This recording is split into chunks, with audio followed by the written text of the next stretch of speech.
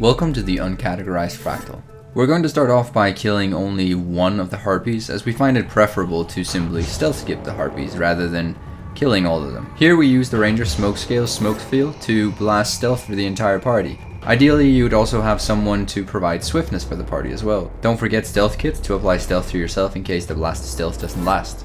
In case you'd rather kill all the Harpies to clear the path for your party, just be mindful that the Harpies have both an AoE knockback and a rapid fire attack, which may lead to some frustration in completing the jumps. If you decide to kill them, make sure you bring reflects or projectile negations. Effectively, a Revenant's Ventari tablet can be moved around the platforms to negate all projectiles if you manage your energy correctly. Alternatively, a Mesmer may simply portal the entire group up. Place a portal here and let your party wait on the portal while the Mesmer stealths himself through the jumping.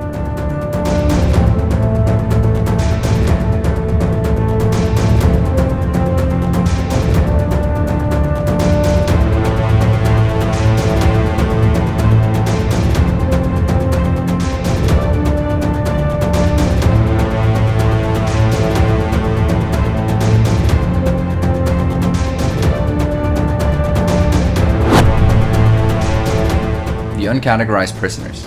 We start off by stacking some might before taking out the power generator, which keeps us from proceeding. But this coincidentally also holds the prisoners in bars, so when we kill the power, they all rush out to attack us.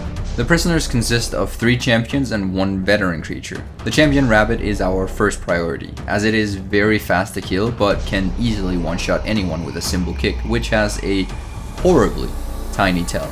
Your second target should be the veteran bandit, who continuously drops AoE knockback bombs. We want to deal with her simply because she is easy to kill and can be somewhat of a nuisance if not dealt with quickly. Next up, we have both the champion Flame Legion Shaman and the champion Ogre that we will be dealing with somewhat simultaneously, as they both have much larger health pools than the others.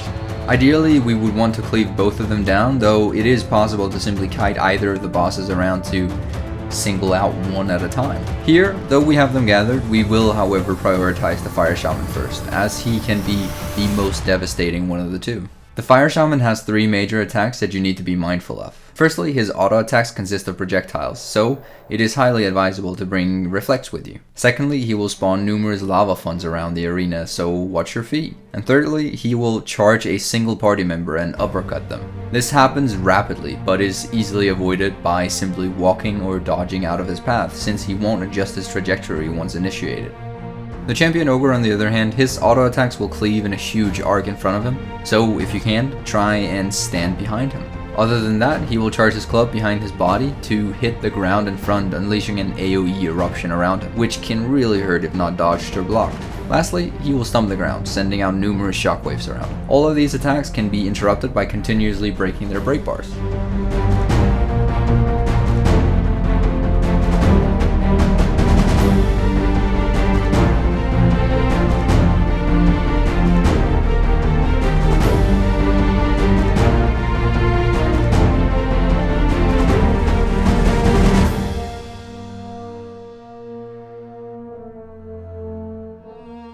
Once the Fire Shaman is dead, most of the challenge for this encounter has been dealt with, and you can simply focus on finishing up the Ogre.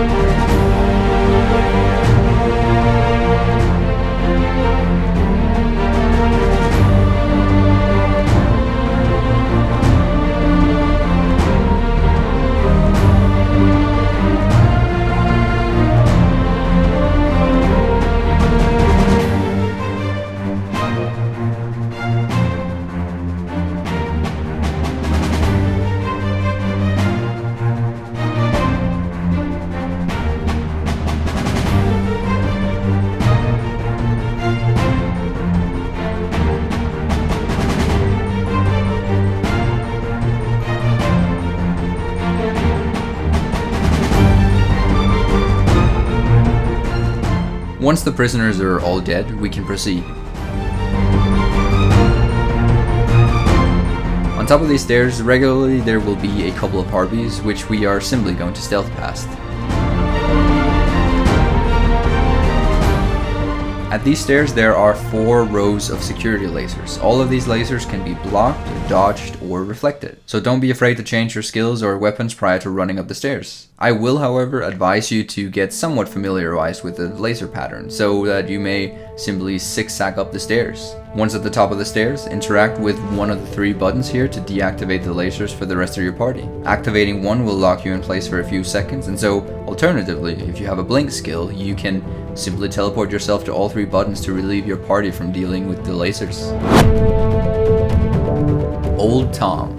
Make sure to walk on the edges so as not to activate Old Tom before everyone is ready. For Old Tom on this level, we will start out by bringing the crystals at the end of the room to their respective consoles on the right and left side. Put a few on the floor in front of the panel to make it easier on yourself. By putting in the crystals, we can activate the fan at the end of the room to relieve us from the poison clouds that fill the entire room when we activate Old Tom.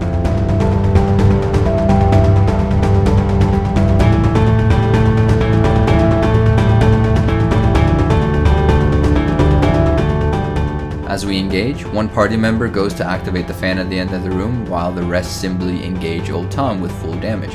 On the fan, as well as on the right and left panel, there will be 2 bars which count down the time before you have to put in another crystal to activate the fan. Make sure to keep an eye on these timers. Old Tom's most frequent attack is his spinning poison bolts. This attack can simply be body blocked by a pet AI such as a ranger pet, glyph of elementals, or similar skills. Since pet AI will only take 5% of the damage if they are not the focused target of their attacker, any pet will easily be great at blocking the poison bolts from Old Tom. Alternatively, however, we would much rather decide to time our crowd control so that we may break his break bar right when he starts spinning to interrupt and completely negate this attack. Mr. TomTom has 2 additional attacks, one lightning bolt that will bounce between members and one long range fist punch. They happen pretty slow and far in between, so they can easily be dodged.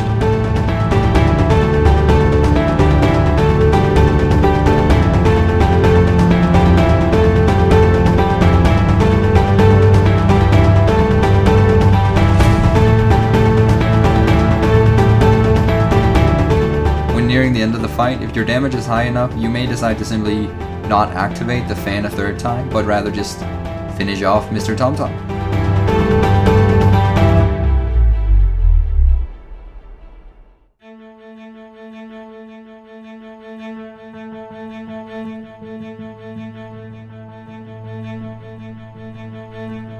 For this section, the same tactic as we used on the first jumping session can also be applied to this part, wherein we could choose to simply stealth and skip, or choose to simply kill the harpies. This jumping section, however, is a bit longer, so if you choose to stealth, you will need to re-stealth midway. But instead of doing this, we're simply going to have our Mesmer run the entire section himself and portal the rest of the party up.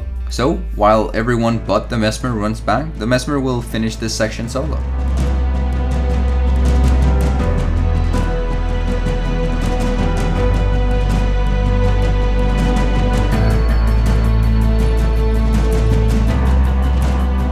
Continuum split your mass invisibility so you can use it twice.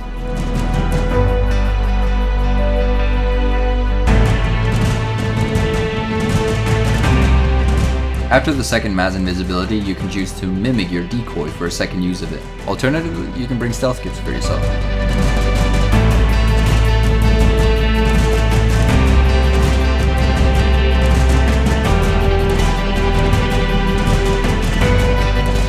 Drop the portal and jump off the edge to bring your party with you.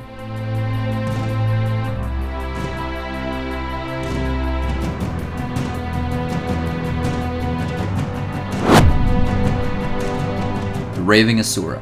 Here we will in fact not fight the Raving Asura, but instead his 4 golems, as the Asura himself will be shielded. However, he will still shoot us with different projectiles, causing us agony. Therefore, it's a great idea to keep reflects up in order to negate those attacks. As we engage, one golem will turn vulnerable at a time until the 4th has been killed. Once that has been killed, all of the golems will activate at once and the party will need to finish them all off. Firstly, Snuggles will activate. Second golem is Mr. Middens. Third golem is Professor Mew, who has the same attacks as Mr. Middens. The 4th golem is Mr. Scrufflebutt and is the biggest threat apart from the Asura's agony attack, as he will shoot multiple missiles at the party. Look for the animation where he seems to punch the air, shortly followed by missiles flying off. These, however, cannot be reflected and deal a lot of damage, so be sure to interrupt him or dodge the rockets. When all 4 activate, try to pull them all together so that your party may cleave, blind, and crowd control all golems at once. It is, however, still recommended to keep your eye on Mr. Scrufflebutt for the entirety of the fight till he is dead. And that is how to complete the Master Tier Uncategorized Fractal. Enjoy your loot. Until next time, we'll see you in the mists.